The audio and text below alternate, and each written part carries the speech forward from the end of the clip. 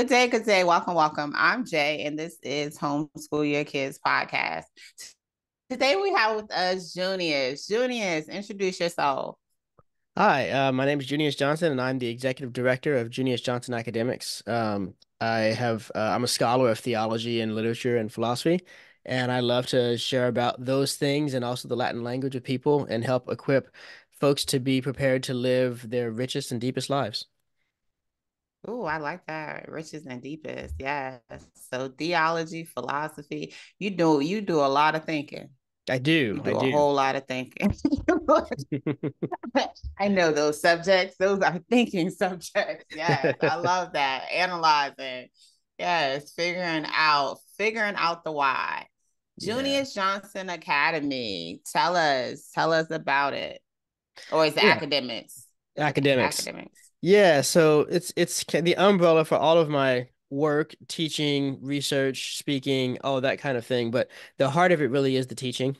Um, and I kind of teach in a couple different directions. I teach some classes for kids, usually some literature classes for kids, and I teach most of my courses for adults. And I'm teaching for really two different groups of people. One is the person who um, in another life, maybe they would have gone to seminary or maybe they would have gone to graduate school or something like that. But that's not the life they have to live in. They've got to live in the life where they do whatever they're doing now. But the interest that is there that would have made them really love to do more work beyond college or whatever, is it hasn't died, right? And this is the person who's constantly reading all kinds of stuff and whatever, and just looking for ways to, how can I continue to develop my mind and grow in those sorts of ways where a book club is often not the right answer because you get such a different levels and things like that. And then the other side of it is people who are teachers, because the teacher is someone who is above all a lifelong learner. And so teachers constantly need to be refreshing their sense of what they know, and going deeper into things, discovering new things to bring to their students that they didn't know about before. And I find that there's a big overlap in those two groups of people, specifically on the homeschooling parent and the parent of children who are in like, a private classical school where they're doing what they need to do to make sure their kids have the kind of education they wish that they had had. And that's what we do as parents, right? We always try to make sure our kids have something better than what we had. Whatever we had, we want them to have something better, right? But then your Yes. kids start getting it, you get it done, and you're looking at it and you're like, man, I want to know this stuff. That's what I wanted to do, right? And so it can be hard Yeah. to figure out how am I going to pursue that. And so I focus on providing spaces for adults to continue to learn and read and discover new things and talk about old favorite things with people who also love them and love to talk about them and things like that. Nice. I love that. And I see you have a plethora of books that was distracting me while you were talking. Um, I love books, okay? And I'm Yes. just like, oh my gosh, that's not a background. That is his real life. That is life right there. Yeah, so that goes along with all that you yes. So you are is it all academics, like whatever subject they bring, I can produce something for it, or do you have a team with you? How does this work? It's just me, and I focus on the things that I really love. One of the things that we've learned from all of we've done a lot of thinking and studying about studying in the last 100 years or so, and a lot of government money has gone into trying to figuring learning out and how people study and things like this. And all of these different strategies and techniques and things to try to help people learn better. And it turns out that it all kind of boils down to just a couple of things, right? And it's if we talk about your kids, the the only two indicators of academic success are how much they're read to when they're young. That makes a huge difference in how Mm. well they do later, and parent involvement. Those are the two biggest things. When you talk about humans generally, whether they be kids or adults or whatever else, the biggest factor in student learning is if the teacher is excited about what they're teaching. When you see somebody come and they're like, "Oh, you guys, I can't wait to talk to you about fruit or whatever it is that we're discussing today." Um, and they're passionate about it, you see that passion. And even though you don't have that same passion yourself, you still treat the material differently because it matters so much to this person. And you're much more likely to catch a passion like theirs as well. So for me, it's all about spending my time in places where I'm going to naturally bring that passion. I don't have to try to manufacture it or pretend that it's there or something like that. And so for me, that means I'm staying on the humanities side. It's not that I don't love science. I think science is really cool. It's just not my thing. I do not love math, and so that's staying away from that as far as I can. But I'm constantly wanting to talk to people about, when I read a book and I see a really great line in the book, the first thing I want to do is turn to my wife and say, "Oh, you got to listen to this, right?" And then talk about it with her. And I like talking about it with as many people as possible, getting different people's takes on it, seeing other people be like, "Oh my gosh, that's so cool," or whatever else. That same experience I have with books, I also have it kind of with the world, right? So I look at you see a beautiful landscape and you want to turn to somebody and say, "Oh, look at this! Look how cool this is." You understand something about spiritual reality that you didn't understand before, and you want to share that kind of thing. So I want to create a space for people who like the kinds of things that I think are cool to get together, and then we can all just geek out together about how cool the world is. Oh, no, that's so sweet. Nice. So is this one-on-one or do you host workshops? Mostly I do synchronous courses. And so we'll meet, Okay. once a week in an evening or on a Saturday morning or something like that, and we will have all read something and we'll be able to discuss it that way. Um, I do a limited amount of private tutoring, and I do some mentoring of graduate students at various stages if they're, need help with their comprehensive exams or need help with their dissertation projects or whatever. But mostly it's about, gathering in that community of learners together to where we get a variety of voices that can speak into it. Okay, nice. So you give topics and y'all discuss this, or do y'all have books and you discuss like Yeah, how so does so it work? sometimes the course will be organized around like this summer we're doing a course on fairies. And so we're going to be reading all books that have fairies in them. And so each week there will have been a certain amount of reading that we all will have done, and then we'll kind of talk our way through that reading together. But then in the fall, I'm teaching a course called Theology of Wonder, and there will be readings for that course, but there'll be short readings. And the class session is not really to discuss those readings. Those readings are just to give us all kind of some common ideas in our background, out of which we're going to discuss the ideas, which is looking into what is wonder? How does that work? And like, what is its relationship to the spiritual life? And how does that affect imagination? How does that affect our perception of beauty and things like that? So it can be kind of both, depending on the type of class that it is. Sometimes we're really looking closely at books, and sometimes the books are just getting us primed for a conversation about a topic. That is really awesome. Like those, it's like a meeting of the minds. It's like, Yeah. okay, let us gather together, examine this piece, and then give our perspective from it Yeah, that, because that we receive from it. yeah, one of the most important things I've learned as a teacher over the last 25 or so years is that I don't know at the beginning of class, I can't tell who is going to say the most profound thing that day, but it might not be me. Mm, In fact, it's very often not me. And so when you come into a classroom space, we're all bringing our own individuality, our past, our insights, our experiences mm, to that discussion. And so the teacher's job is not primarily to make sure that everyone gets everything he has to say and then, okay, thank you for listening to me, you're done. But it's rather to kind of keep an eye out and figure out where are those great ideas coming up at. And if someone's struggling, they've got a great idea and they're struggling to say it, right? You got to notice that so you can help them mm, say it and bring that forward.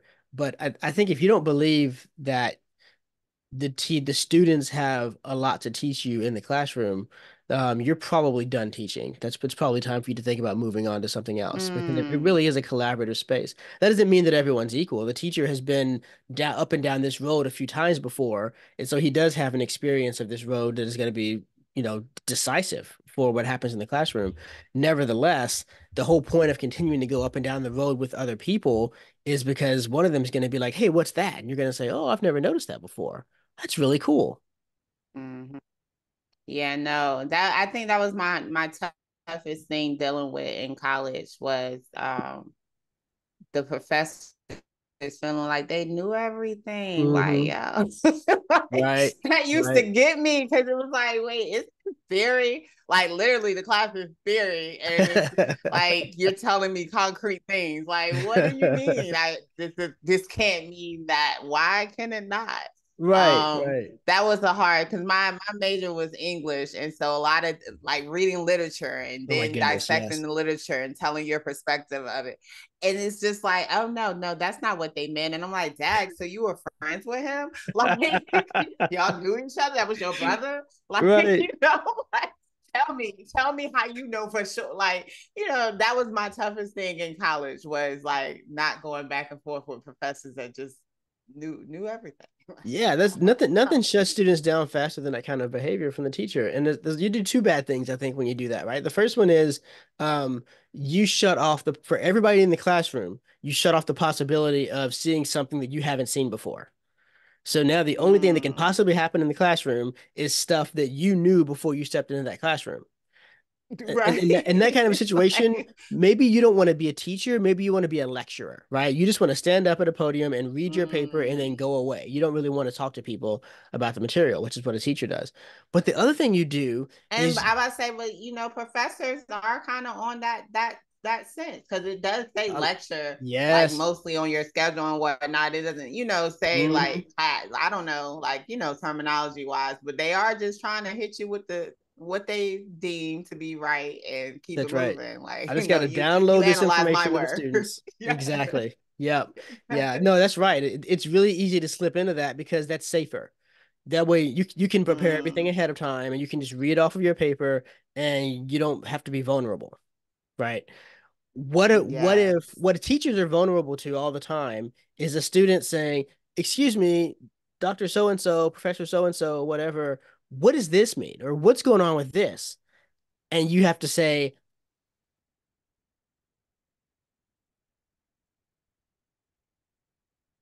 Oh, you froze. sorry, I froze for a second. A professor who Yeah. always seems like he has the answer to everything communicates to the Mm, students, if you want to do what I do, if you want to be like me, you have to know all the answers.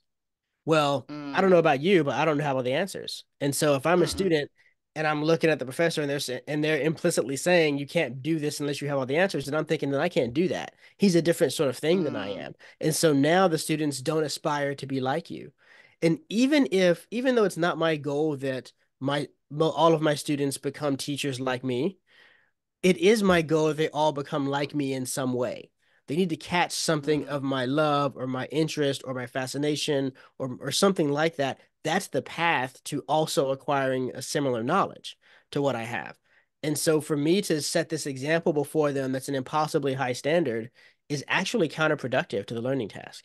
It's better for me, it's better Mm, for the students learning to see me saying, I don't know the answer to your question than for me to always have the answer to their question. indeed. I established that early on. Like, I don't know. Right, right. I tell my kids that, with homeschooling, definitely let them know, hey, I don't know, but guess what? We can look it up. So, like, their Right. questions went from, do you know what kind of, yada, yada, yada, or do you know this? Do you know that? Or did you know? And it kind of started to transfer to, can we look can we Yeah. look up why or can we and I'm like, yes, let's do that because I don't know. So Right. Right. And yeah. so what's happening inside of them is they're shifting from an understanding of learning where they've got to get the information from you to an understanding of Mm, learning where we're all discovering together. And yes. that's see that addresses the deepest insecurity that homeschooling parents feel, which is I don't know Mm-hmm. enough to teach my kids. You don't have Girl, to you ain't know gotta everything know. to teach you. All you got to do is be teachable and humble and be willing to Yes. walk with them through it. I would say that in almost every case, that's a better experience for the child than one where the parent just knows all the answers, quote unquote, and it's just, Yeah. spitting them out. I was gonna say I feel like it's better when you don't know. Like it's a better feeling. It's a lot less Mhm. stress. The more you don't know, the better off you are. Because it's Yeah. like you get to create differently, Yeah. and you get to learn differently with yours the second go around. Like I Yeah. tell them, I don't know. That's the first thing. And being in the classroom too, I was the same way. I used to tell my students, I don't know. Like, I don't know, but I Yeah. can look it up. And Yeah. let me show you how to look up something that you don't know, because Yeah. we'll never have to stay in a place of I don't know.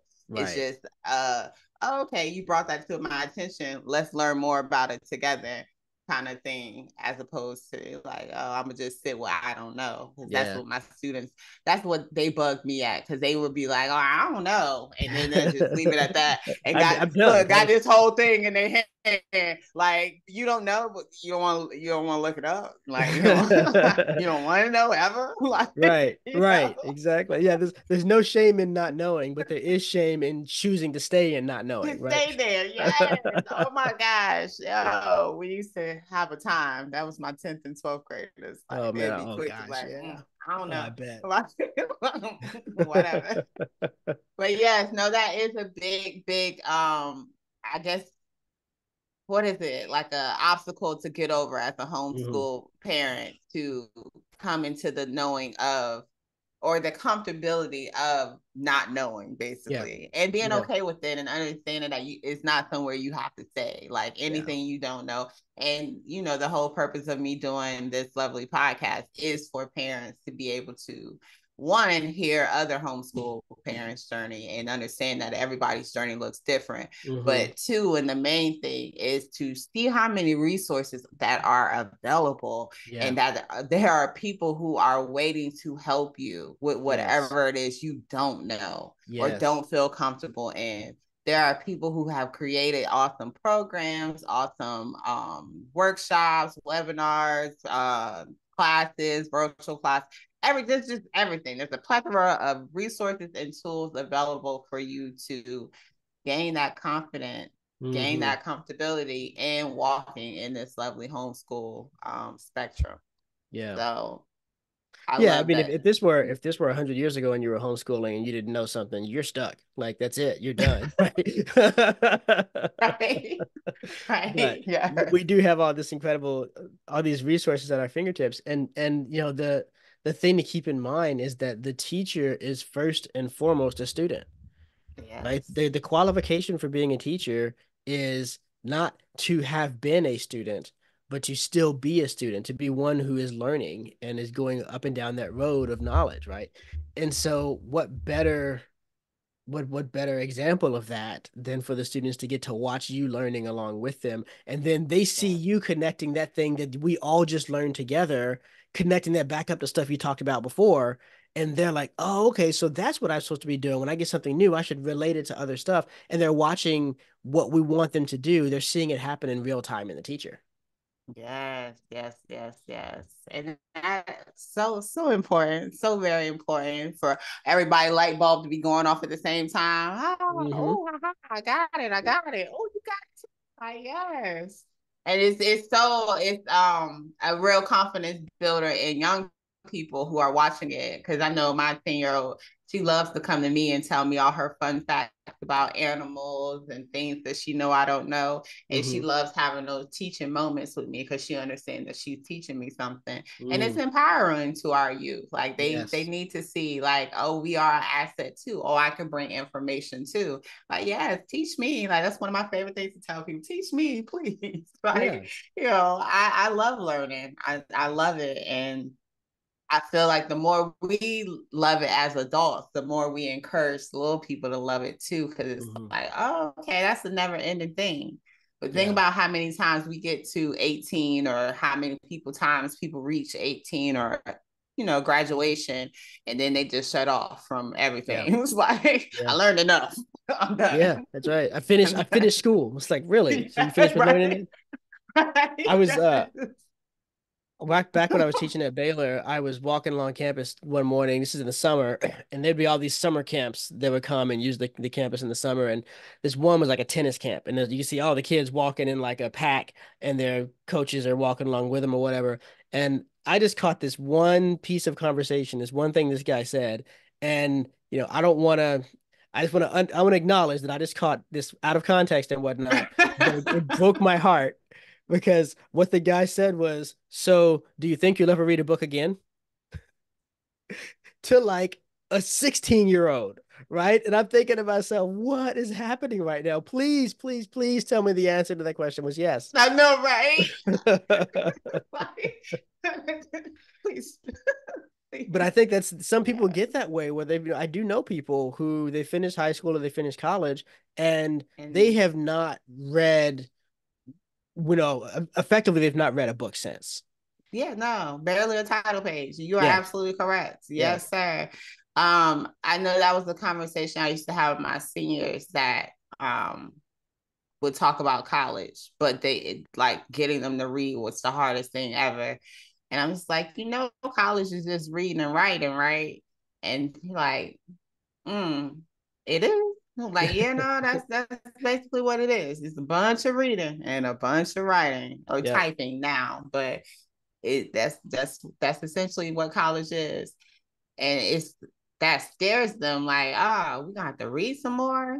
And it's like you don't want to keep reading.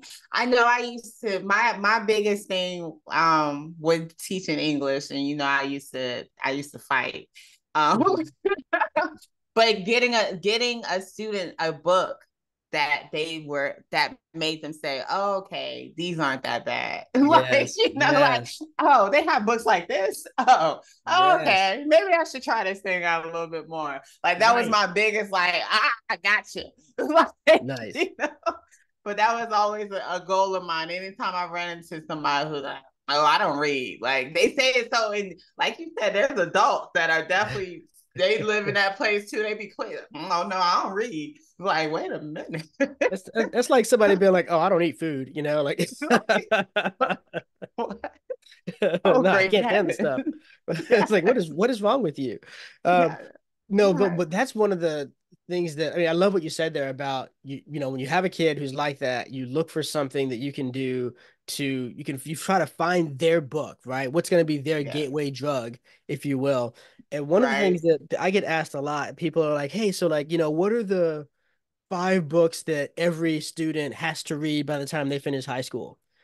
And I would Mm, say there aren't any books a kid has to read by the time they finish high school. There mm. just aren't. Because look, I don't care if they've read the Odyssey when they finish reading high school. They've got to read it in college anyway. Right. I Nobody's like the reading the Odyssey Odyssey too. before That's pretty 18 is dope. going to be good enough to be like their one read of the Odyssey for their lifetime, right? So I'm less interested in what they have read than I am in how much they've read and whether or not they have discovered that they like reading. I Mm, think every human actually would like reading if they could be brought to it right. But so many yeah. times, we're not brought to it right. We're reading these books that don't connect with us at all, but we At gotta all. read them because they're gonna be on the state test or whatever else, or because somebody said they were important and put them on their list or things like that. Now you've got to figure out what's gonna get your student excited about reading, and then use that to teach them the things we need to teach them through reading. Because in high school, the Yes. job is not to have learned the plots of all these great works of literature. Who cares? The least interesting thing about the great works of literature is their plot. It's Mm. about the Them life things that are we learn and horrible. encounter Them through those things, right? things are horrible. Right. So what's important, what we're trying to teach through reading is how to read. That is to say, Mm, how to encounter human experience through written narrative and connect that to your own experience and then reason about that. Oh, because Odysseus had all of these troubles doing all these various sorts of things, and this is what he had to do to get home. What does that mean for me as I go through my life trying to figure out what does it look like to come home to my family, not just physically to get home, but to mentally and emotionally show up for my family every yeah. day, that sort of a thing. Right. Decades later too, because them Yeah. trips they used to go on, they be gone for 10, 20 years. Like, wait a minute, you Right. in war that long and you got a Right. whole wife at home? It's crazy. That is Like, crazy. but yeah, but yeah, it's reaching them where they're at. I share all the time that my oldest is into graphic novels. She will Mm. not pick up a chapter book if it is not picture, if it's not fully immersed in pictures all throughout the way. Hmm. And although I definitely want her to read chapter books that don't have pictures, I'm meeting her where she's at because she's reading. Yeah. So if I gotta buy you all these lovely graphic novels, and you know they're thick graphic novels, Hmm. either way, you're reading. Yep. So I'm gonna get it because, like you said, it is about the skill set more as opposed to what they're actually reading. Because she Yep. could still show me reading comprehension. She could still Hmm. answer and give me synopsises of what is actually occurring. She can give me character description. You know, all those different things that you want them to be able to do when they're reading. Yeah. Because mm-hmm, And this is one of those places where, sharing what you're going through can be so helpful because when you say that, I think, okay, there's a publisher called Cave Pictures. And what I love, they take classic works of literature and they do them as graphic novels. nice. And they're really beautiful, really high quality, well done, right? So if it were me, I would give her the Cave Pictures version of, George MacDonald's Fantasties or something like that, and have her read through that. And then I would have her go back and read the novel and say, I want you to, there's a deeper version of the same story. There's more stuff that they couldn't fit in. And so let's go back and do that. And that way you can use that same story in two different formats as a way of bridging that gap a little bit, right? I like But that. you got to know that K Pictures is out there. And so when you let Yeah. people know, oh my gosh, like my daughter's really into this, and so blah, blah, then they can say, ooh, you know what she should check out? She should check this thing Yeah. out. And that's why we have all these communities, so we can share these ideas. Indeed, indeed. The communities are very, very important. That's why I love what you're doing. Because that's very community oriented. It's like you're finding your community too. You're building your community of like-minded individuals. Yeah. Well, Like when I I was a said, kid, my mom always mm-hmm, said make friends, right? And so mm-hmm. I interpret that to mean that I should make other people into the kind of people who could be my friends. Build a friend. Yeah. That's right. Like That's right. I need you to have this and this. Okay, now we're ready. Now My we're ready to My poor wife, yeah. the first like 2 years of our marriage was just me showing her all of the movies that were so formative and how I think so that she could begin to understand me. Yes, no, that's necessary. That's influence. Hmm. Talk about the, you know, for someone to list like 25. I had my students do this before. List 25 influencers, like people who have had an influence, whether it's the book character, movie character, your aunt, your uncle, just Mm. 25 things. You know, a lot of mine were book characters. A lot of mine were book characters, authors, things of Hmm. that nature.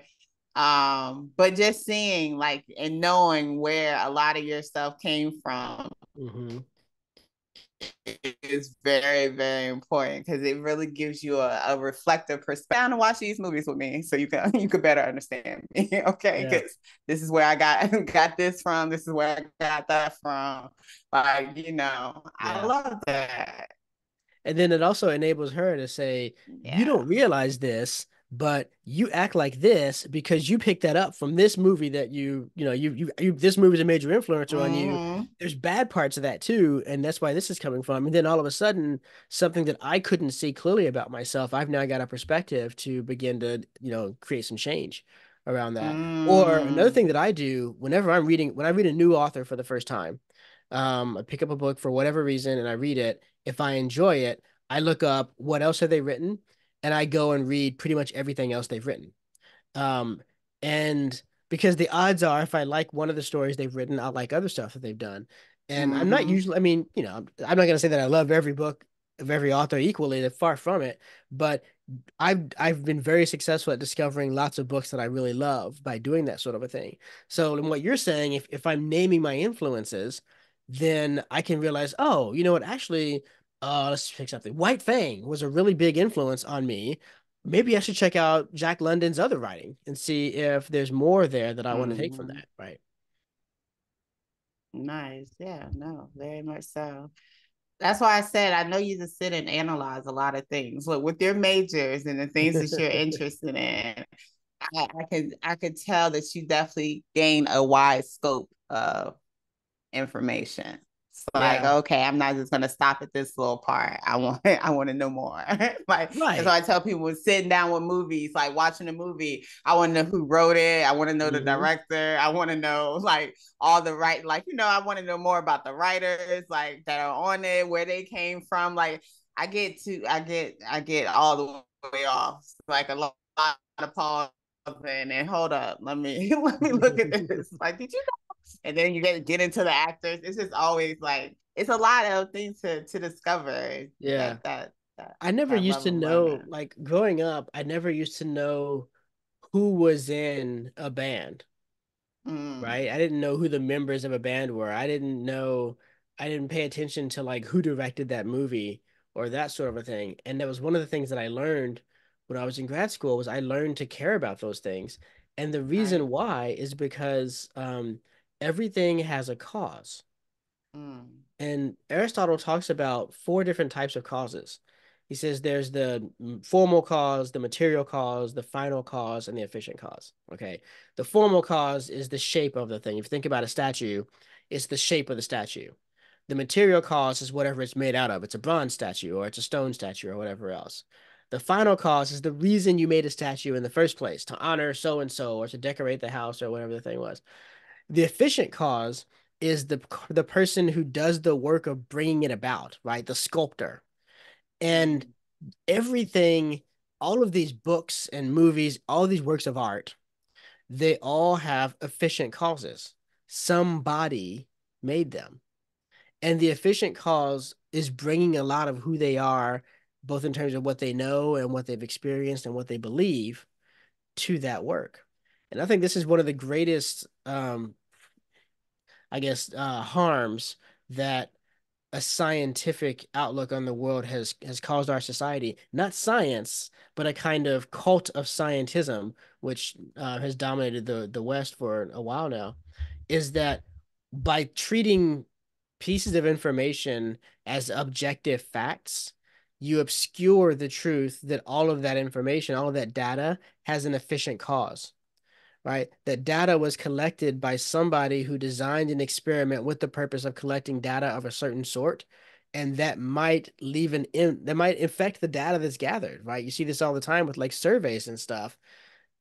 Bias gets in through the efficient cause. And so we yeah. need to be aware of, how did I become I remember the first moment that I decided, not that I decided, that's not fair. The first moment that I began walking down the path towards becoming a scholar and an expert at something, I Mm-hmm. was thinking about what I were learning in school. I must have been in high school, and I thought, wait a minute, how do I know that all this stuff in the textbook is right? Right? Because they give us the textbook and like this is the way the world is, and I'm like, where does the textbook come from? And so I started asking questions. Where did the textbook come from? Oh, well, the textbooks are written by people. And I was like, people? What people? Who writes the textbooks? Hold up. Slow down. Somebody, who did it? Who done this, right? And like, oh, they're written by scholars who are experts in history, let's say. And I'm like, oh, well, how did they know what happened? Well, they went to graduate school, then they studied and they learned all this stuff. Who they learned it from, right? Oh, they learned it from other. How did that person know about it? And eventually you get to the point where it's like, well, they just went and looked at all the stuff that we have and they, figured out what it all meant. And like, well, hold up. They figured out what it meant? Mm. Like, what's that look like? And all this questioning ended with the thought that, so technically, there's nothing different about the writer of the textbook and me, except that they've already done the work and I have yet to do the work. But I could go and look for myself. I don't have to take their word for it. And Mm. I didn't realize it, but like several years later, that would turn into I'm gonna get me a PhD. Mm. I love that. I could definitely relate. That's why I'm just like, I felt yeah. like you could. I felt like you could from stuff Yeah. you said already. It's like, yeah, Oh you yeah, got some no, questions definitely. before, right? Yes, very much Professor so. stood up there telling you, oh, the garden in this poem symbolizes blah blah blah. And you're like, why? Like, how do you Yeah. know that? But Huh? why can't Yeah. it be this? That's what, tell me why. Why do And you get then to to say what it is learn and I don't? how exactly, and to learn how maps were created, like to learn how Yes. kings were paying certain scholars, as you Yes. call them, to map out regions to look like they needed it to look Yeah, for that's right. for economic purposes. So the questions have to be asked. That's like that's why I like to, talk about choices and people Mm-hmm. understanding choices and knowing that they are there, because none of this stuff is set in as much stone as they feel like it is. That's It right. really isn't. Everything comes from Everything's just, somewhere. yes, a bit subjective, And everything. ultimately everything comes from someone. Exactly. And And then when so you let's learn find out who about that that is. someone, it makes you be like, oh, well, man, Right. listen to this. Right.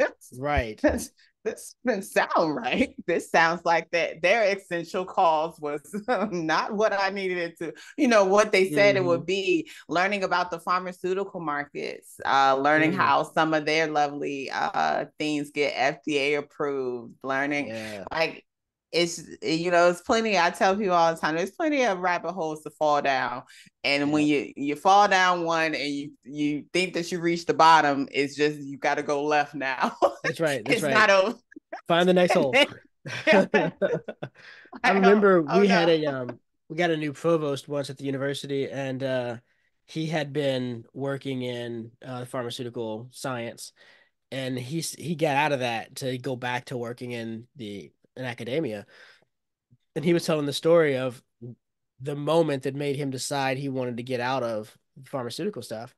And that was when he realized that European pharmaceutical companies kept permanent lobbyists in DC to lobby American Congress to keep America from passing laws that would lower the price of their medications. Because in Europe, all the prices of medications are set by the European Council, and you can't charge more than that. And so there's nothing they can do to increase their profits over there. But over here, as long as we don't have laws like that, there's no They ceiling to how can much they can earn. And so they're run it up. spending hundreds of millions of dollars on trying to convince us not to make the laws that would benefit our citizens because it benefits them as a European company better. And the guy was like, this is too messed up. Like, I don't want to be a part of this anymore. That's why I was like, when you said he left and went back to academia, I was like, oh, so he was like, oh no, this is the dark side. Right, right. I gotta get out of here. And so what does that mean? It means that so you got to recognize that all knowledge has an efficient cause, a somebody who made it. And then when you find that somebody, you got to ask about their final cause. What are they Right. doing it for? Right. Mm. Yes, yes. Oh, you froze again.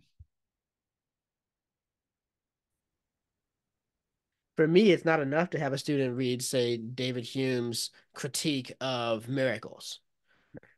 I need them to know who David Hume was, and I need them to understand that David Hume expressly says that he's doing philosophy to gain literary fame. And Mm. I need to show them the parts of Hume where they see that one of his goals in his philosophy is to make faith in God less plausible because he doesn't want Mm. to believe in God, right? And then you come back and you say, okay, does this prove that his argument against miracles is wrong? No, it doesn't. But doesn't it look different to you to know that you're reading an argument against miracles written by somebody who doesn't want to believe in miracles for personal reasons? I feel Mm. like that's an important piece of context to that argument versus just reading it in a vacuum. Indeed, it is. It is. I love that. Yes. Listeners, listeners, just do your research. That's what I've always like. I've been saying that for a while now. Just do your research. Do your research, not someone else's though.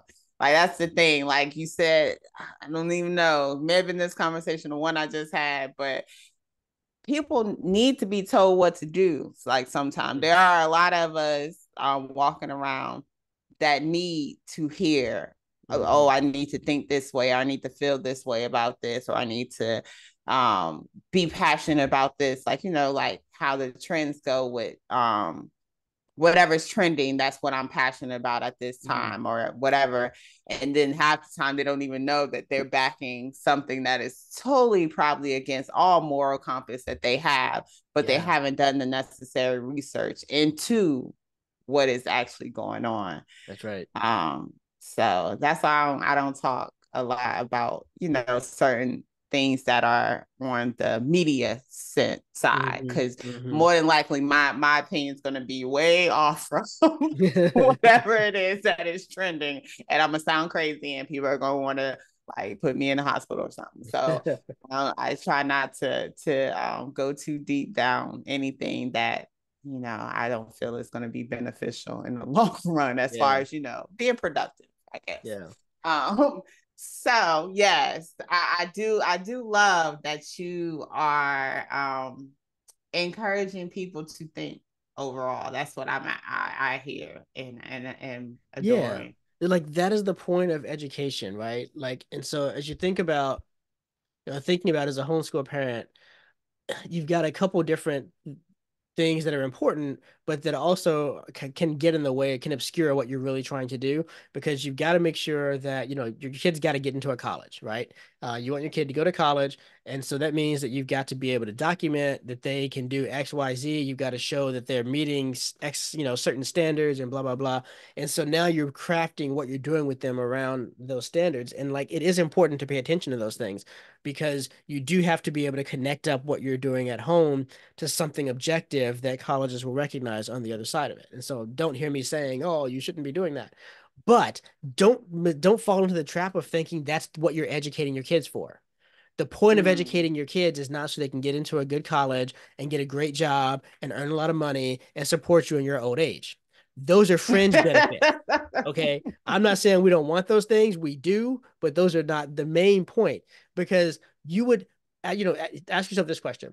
Would you feel good as a parent if your child went to Yale and got into medical school and became a leading doctor and made all this money and you were able to live in a manner above that to which you became accustomed for the rest of your life, thanks to your son's hard work, but your son was miserable their entire Mm. life because the only thing they cared about was money and they just worked and worked and worked and they destroyed relationships and their family fell apart and all this other kind of thing because they were just trying to earn that money, man, so I can keep mom in her, you know, in her luxuries. Would you feel good about that as a parent? Is that the life you want for your child? I'm going to go out on a limb and say, no, that's not the life we want for our children. That given the choice, we would rather our children struggle financially, not too much, but struggle financially a bit, but be happy, right? But live Yeah. meaningful lives, that sort of a thing. Well, so how do you educate for somebody? We know how to educate for them to be rich and have meaningless lives. How do we educate for them to have rich, happy lives? Well, Mm. it's about we shift away from okay, we got to make sure they get into the best schools. And let stuff will take care of itself. If you focus on what really matters in education, you don't have to worry about state standards and stuff like that. Not because state standards don't have to be met, but because your child will automatically meet them. Yeah. You teach them to love learning.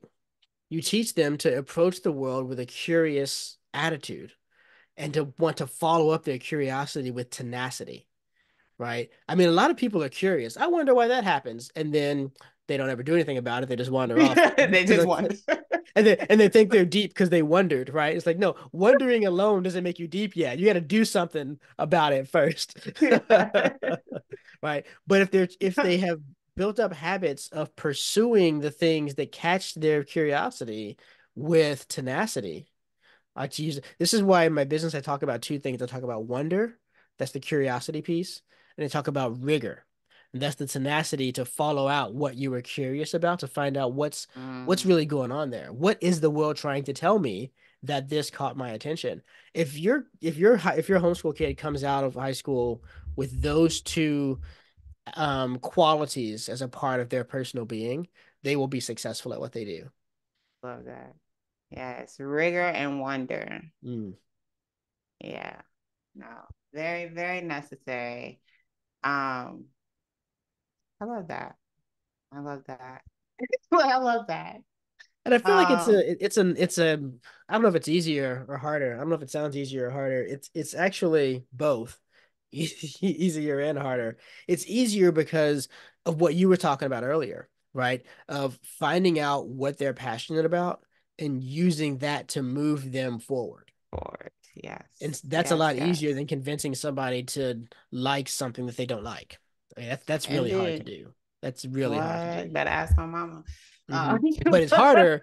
It's harder because then you've got to think, okay, but how am I going to connect this back up on the back end? That's the challenging part of it. right? Yeah. Whether you think it's easier or harder, I hope that you'll hear that it's at least one thing. It's more noble. It's Mm. more noble to educate your kids towards being a good human than to educate them towards becoming a doctor or a lawyer or whatever the thing is. Whatever that big money maker is. Hmm. Yeah, I said, what if we were to greet each other on a instead of saying, how you doing or what you doing, what you up to type of Hmm. deal, and it's asking, are you happy? Like, and how different those conversations would be. You're like, no, man, I need help. I'm cracking. That's right. I That's always right. talk about that because our definite definition of success differs for all. It should at least. We I think we've come to a time where we are able to see that the American dream isn't necessarily a dream that is one size fit all. Hmm. I believe we're there. Look, I believe we are there. Nice, nice. But I feel like it's important for us to tap back into the fact that everybody does have that different level of success, that different image of success. Yeah. So success for one person may be all the riches, all the cars, all the big house and all that good stuff. But success for another could be the work that they're doing and the change that they know they're leaving behind, with changing the trajectory of a lot of different cycles that are being disrupted, or Hmm. whatever it is, whatever problem they found and said, I want to be the solution for, that could be their success. That could be their Yeah. happy. And it doesn't necessarily equate to a bunch of money in their pocket. And I think us as a whole society need to let go of that money equals happiness. Yes. Cause I Because it think a don't. lot of money holding people have shown us several times over. Well, they can't be happy if they're doing that. Right. Like, but that's Right. all they had to. Yeah, they have plenty. But are they happy? Have they reached their happy, or did they find something that was lucrative and just ran with it? As far as gaining riches. Like our Right. happies are our happies. And I feel like we are here to be happy. And Yeah. I get a lot of kickback from my own parents, my mama Mm. mainly, just talking about all my lovely degrees that I got, and she feels I'm not putting to use. Like she Mm. doesn't see that happening with nothing Yeah. that I'm doing. Yeah. She's like, you ain't doing nothing. Like, out here embarrassing me. Like one minute she's like, "Oh yeah, homeschool is this," and then next minute she's like, "Oh, you ain't doing nothing with your degrees," and I'm just like, "Okay, thanks, thanks for Yeah. that." That's right. I wonder, So, if we started asking people, would you rather end your life rich or having made a bunch of other people's lives better? I mm, wonder how many people would say rich. I like to hope right? I like to hope it's not many. I like to hope they presented that alternative they would Yeah, prefer to have helped people, but the way we actually live our lives preaches something different.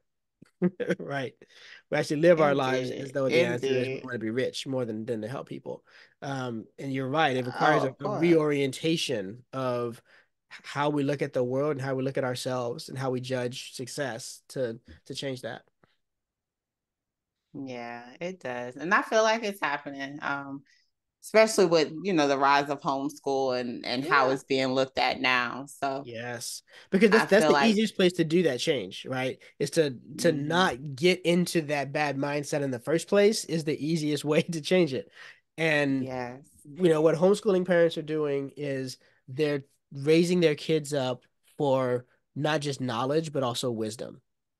Mm, And I think that's the distinction that will help them to avoid some of the same pitfalls. But we got to remember too that whatever they're getting from us at home, as soon as they step out into the rest of culture, they're getting that other message preached at them nonstop, right? mm. And Oh so, yes, definitely. if like we don't, here's an example, we don't buy clothes for our kids. Um, because we hate our kids and don't want them to have clothes. No, that's not why. We get a lot of clothes handed down to us from my wife's family, and we'll get giant trash bags full of clothes, right? And like the most recent haul. My wife's going through it and she's like, there are like 16 Under Armour shirts in this thing. And it's like, our kid doesn't need 16 t-shirts, period, much less 16 shirts from Under Armour. We're like, what? Is she got stock? Like, what's going on? What's my sister doing? Right. Um, and we were talking about this, and I was like, we need to reduce the size of my daughter's closet. My daughter's 7 because she can't wear all the clothes. She can't even put her clothes away properly because they won't all fit in the closet because there's too many. And I was like, what we're teaching her is that we're teaching her to have more than she can use. That that's what she should do, and that's what's normal. Mm, And so not only is it not helping her figure out how to clean up her room and that's how to make decisions about what to wear and whatnot, but it's also training her to expect that a good wardrobe has hundreds of items in it, when in fact a good wardrobe mm, doesn't need half that much, right? I keep yeah. going through and cleaning out my shirts, trying to get down to a reasonable number of shirts, and I just realized yesterday that I hadn't hung up my shirts from 2 cycles of laundry and still was having no trouble having shirts to wear, and I was like, I still Finding got too more. many, Yeah. still got too many, you know. So it takes a lot Yeah. of work to work against that kind of stuff. But for It me, does. I find that it's easier to cast them a vision of something beautiful and lovely and have them chase after that and be willing to sacrifice these Hmm. things in the service of that than it is to be like, well, you need to stop doing this and stop doing that and don't think like this. That's a lot harder Yeah. to get behind. I know. I know. You got to put it into terms of like, what does it take to be you? Does it take Yeah. all that Yeah. stuff to be you? Yeah. Does it like, do you really require all that to be you? Because I mean, you are perfectly designed. So, Mhm. like, what else do you need besides you? And you always got to think about that one student who's going to be like, yeah, it does, actually. I do need all that, right? And you gotta so what are you gonna say to that guy? I would say this. What does this say about you that you can't be you without 300 shirts? Mm, Are you happy with what that says about you? Right? right. And if you were on the run, can you take all that with you? Can you, That's if you right. had to leave real quick? That's right. So the I, best way, so I could destroy you. I could destroy your ability to be you just by taking your shirts away. by taking your shirts. Yeah. If it's that easy for you to lose you, then I would argue that your view of yourself is not as exalted as it should be. You could be better than that. Mm, You could be more than that. indeed. Indeed, indeed. Thank you, Junius. Thank you for this profound conversation and this lovely, lovely what's today? I think it's Tuesday? Tuesday. Tuesday. Yeah, I Tuesday don't morning. know what day it is. I know, right? I don't need that. I'll be trying. I'll be trying. But yes, no, I appreciate this. Definitely thought provoking. I didn't know look who I was gonna be talking to for real. But it's like, okay, Junius, are you trying to gather something from y'all email addresses? Like, oh, this and this. But yeah, no. I'm always happy to see what people are up to and just the change that they're making. And I appreciate this by all means because giving people something to wonder on, something to like, actually dive into as opposed to like just being told, ha, da, da, da, da. It's like, oh, what do you think about this? Think about this. Think about this. Like, think. Well, So I thank always you. love having great conversations with good people, so thank you for having me on. Of course, of course. And where can we find Junius Johnson academics? So check out academics.juniusjohnson.com. You'll see all my courses there, and that can also get you over to just juniusjohnson.com where you can look at my work. I write a lot of essays and publish a lot of things like that, and so you can get all that stuff and read more than you want probably over there. Nice. Thank you. Thank you. And before I let you go, let me get 3 things you would tell new homeschoolers or early or thinking about a homeschoolers Mm. entering into this journey. Just 3 things to put into perspective. Yeah. I think the first thing I would say is one that we touched on already, which is don't be afraid to say you don't know. Let them journey along with you. The second thing I would say is build for discovery. It's always Mm. better for your kids to feel like they discover something than for you to tell them something. And so in as much as you can, build your lessons around them discovering the thing rather than just being told the thing. And the third thing I would say is keep reading. right? Be the type of learner that you want your child to be, which is one who loves Mm, reading. And if you don't feel like you're that, if you don't feel like you're, you've quite gotten there yet, just start reading again, and yes. you know, keep that reading engine going, and that will carry you through everything you need to get through. Nice, nice. Yes, reading is key. I love reading. Look, I'm a little biased on that. That's why I say your library back there. It's been very distracting to me. It's like, oh my gosh, I can see that title. Um, yes, yes, yes. Just be open in general. Just Mm, be open to unlearn, relearn, continue mhm. to learn. Just understand that this is a life journey. Learning is not something you shut off at any time. So keep on testing your rigor, like pushing yourself to further heights and reach your greatest self, your Okay. greater self. So yeah, but thank you, Junius, so much. And y'all make sure to check out his academics and go and talk to some profound people and get some different theories and perspectives and outlooks on things that you may not have thought of on your own. It sounds very intriguing. So thank you. Thank you for all that you're doing. And parents, homeschool your kids.